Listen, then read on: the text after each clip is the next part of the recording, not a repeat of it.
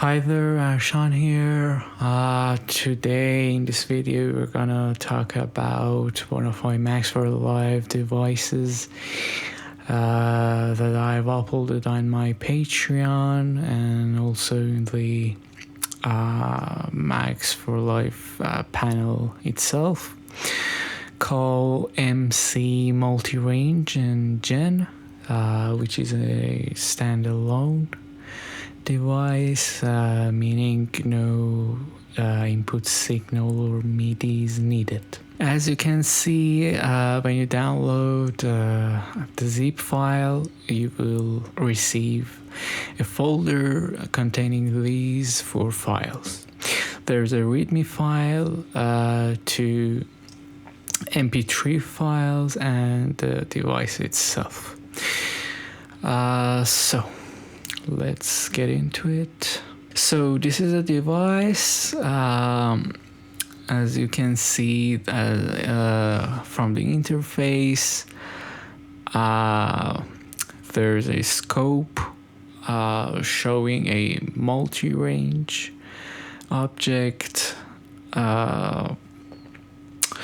We have a waveform here which we can play with later, which relates actually to one of the buffers and one of the files in the package, which is replaceable with your own file. I've explained how to replace the files in this README. I've told you that you have to just the files should be MP3, and the name format should be file and file 2. Then they'll be replaced with the existing buffers. So we have 4 different sources of sound. We've got a multi-range section, a wavetable section, and we've got a buffer 1 section. Then we have our sliders for the sound. Just a little peek into what's really going on in there. So this is a device. We get out of the presentation mode, and this is the whole patch. So as you can see, this is our multi-slider, which I've shaped it like this. You can of course change it to your liking, but with this shape I've received a sound I liked. I've actually performed live with this device of mine, which is also on my YouTube. We have our multi-range, the scope showing the multi-range. We have our waveform for the buffer 2. We have 2 buffers, buffer 1, which is shown here, and buffer 2 and buffer 1, which isn't shown anywhere because it wasn't really needed. Now let's see some of the parameters here, which are placed in the MaxForLive device. So the first one is for the buffer 1 inc and buffer 1 div. Buffer 1 inc, as you can see, it's attached to the increment message for the MC signal. And buffer 1 div is attached to the deviate message to the MC signal, which they control and read the buffer or buffer 1. We have a phaser parameter here that controls the speed of our phaser, which controls our MC evolve related to our multi-range.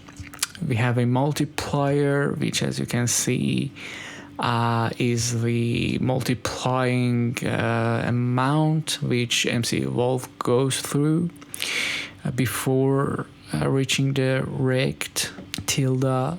We have another phaser, this time for reading our buffer 2, which is shown here, and we have our buff to spread, which as you can see is for the spread inclusive message, which goes into a signal and in an all pass, and all go through a gen patch, a gen tilde, very simple one, nothing special, and that's the whole picture of this MaxForLive device. So let's see what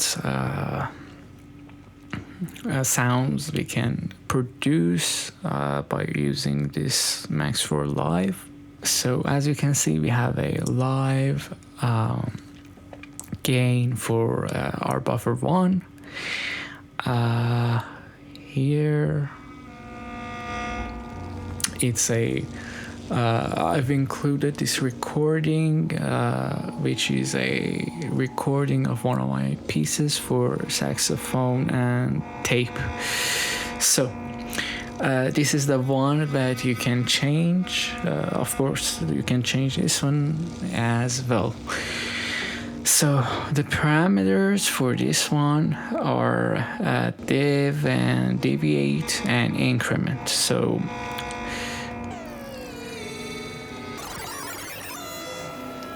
here we can start build some really interesting sounds when our multi-range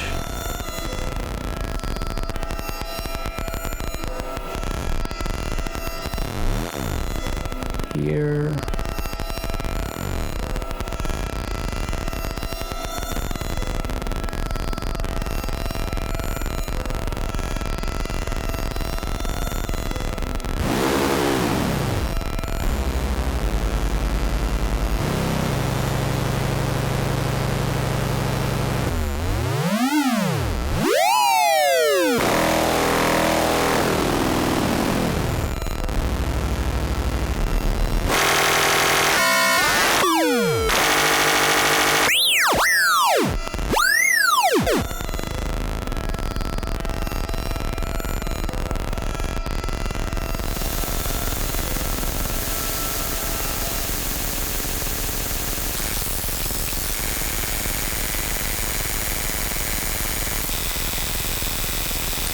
Now we can